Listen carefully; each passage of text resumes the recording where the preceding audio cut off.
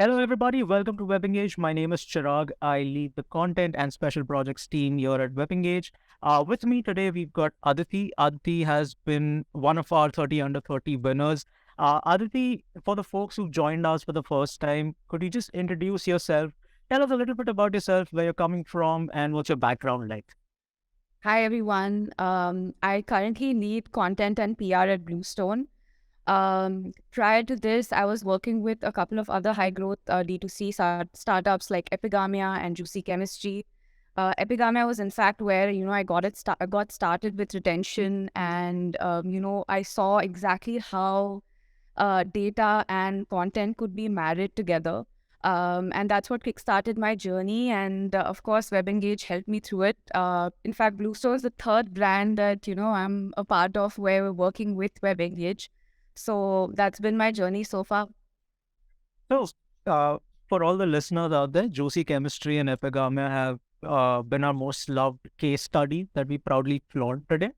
And this is her third stint, so I'm expecting some really groundbreaking work there as well. Thanks a ton. Yeah, third time the charm. So, Aditi, let me understand. Retention is not something that is taught in these schools from day one, right? How did you end up in the entire customer engagement and retention spectrum of things? I think it was just, it was during the pandemic. I had just started working with Epigamia, and my colleague who was handling WebEngage at that point sort of exited the organization. And, as things happened during handovers, it was just something that, was allocated to me. And I think, I had a great CSM in Barshita, who I think is no longer with WebEngage, but helped me understand and like grab the full nuance of the platform and understand all the aspects of it. And there's been no looking back ever since. I was sort of just pushed into it, and fingers crossed, it worked out well.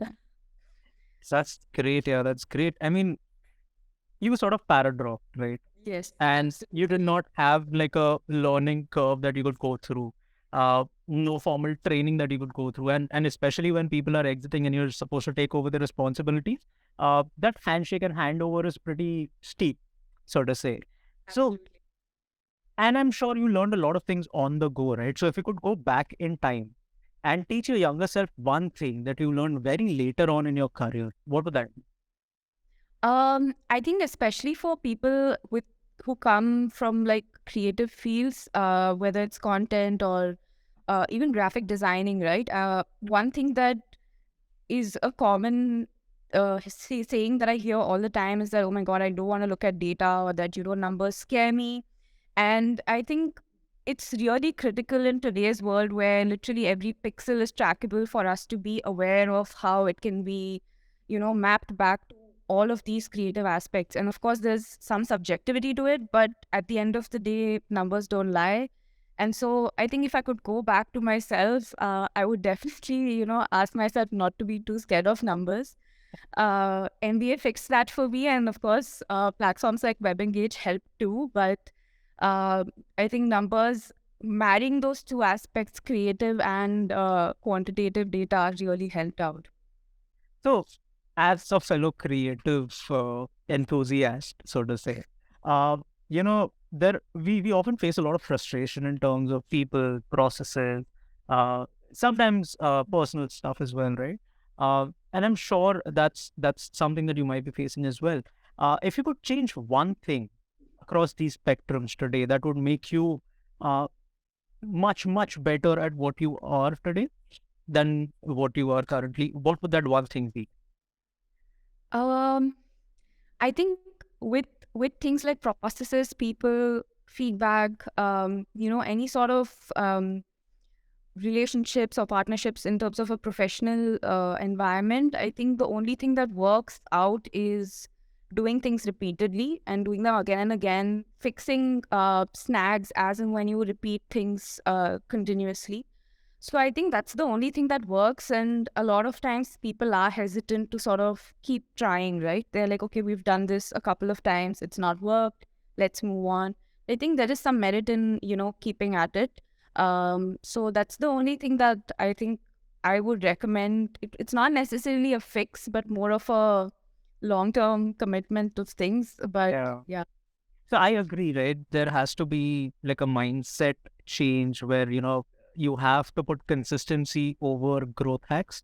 People try to look for those shorter blips, right? yeah, I'm doing something and I'll get one spike and yay, my promotion is there. But exactly, what brings in sustainable growth is consistency. And absolutely. I totally agree to what you're saying. And that is a mindset change that is required today in the industry. So having said that, right, let's change the mood a little bit. I want to bring you to the next segment of this conversation, which is called Never Have I Ever. Now, Mm. I'm going to ask you a bunch of questions. You can choose to answer them. You can choose to ignore them. You can raise your hand if you have and justify the answer, or simply say you have or you haven't and not justify the answer, right? I'll leave the Got it. flexibility. Okay. So, coming to the first one, never have I ever created a failed campaign and then blamed it on others. Uh, I have never. I was the only one at a certain point. I was the only one working on WebEngage, so there was nobody else I could blame. Nice. So we've had people who just blame it on others. IT did not do the integrations right, or my copywriters didn't do a great job, which is why my campaigns are not performing and stuff like that. But great, you haven't done that, so that's a plus for you. Never have I ever sent a campaign with failed personalization tags. Always. I think anybody who says they've never done this is lying. Especially with the username missing just hi, comma, and things like this. The first name is missing in the subject line. Guilty. Yeah. Did it ever backfire? No, I think customers today are aware that, there are complex systems involved in generating this. So I think most customers just ignore it. It's the more order related stuff that customers get angry about. I know then, and then the entire online reputation management Yeah. team, that becomes a nightmare.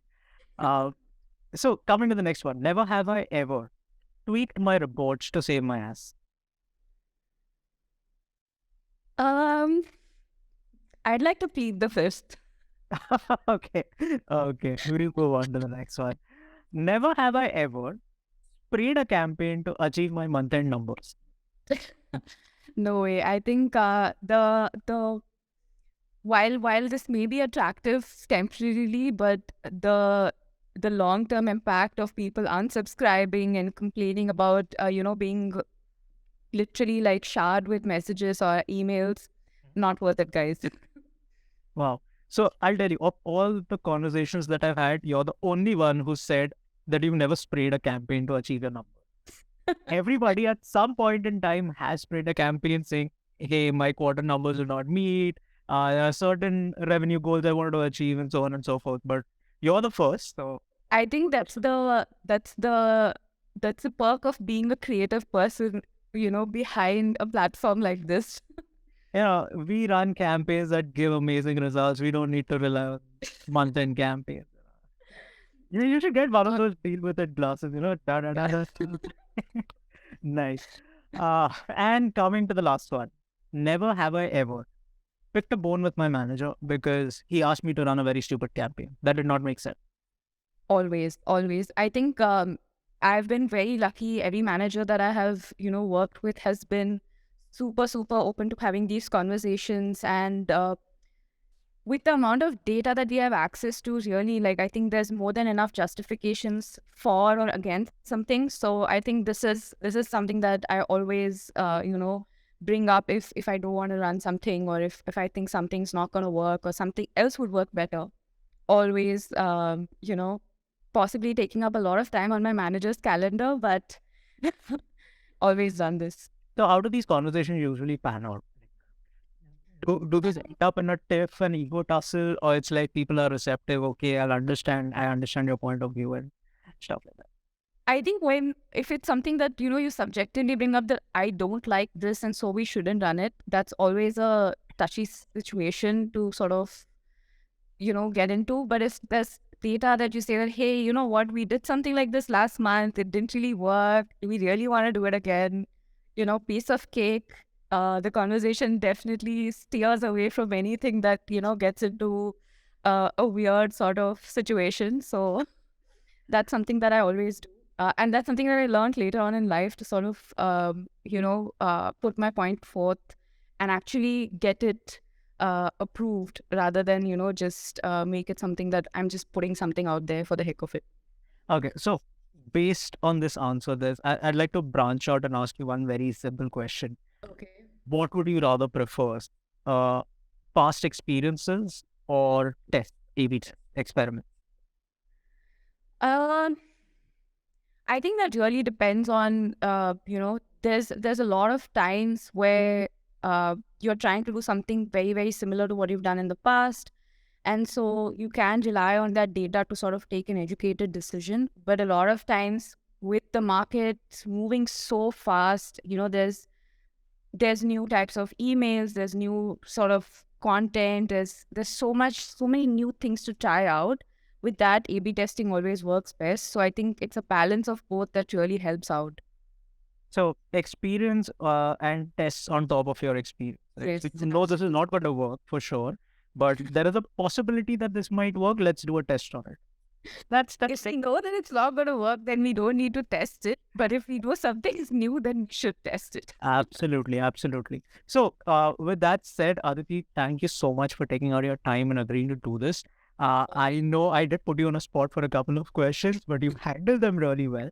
Uh, with that said, for all the aspiring 30 under 30 folks who are watching this for the first time, Aditi is here to mentor you. She's available. Please connect with her on LinkedIn. Please do reach out to us. We'll be more than happy to connect you with her. And Aditi, thank you so much. I hope to see you in person really soon.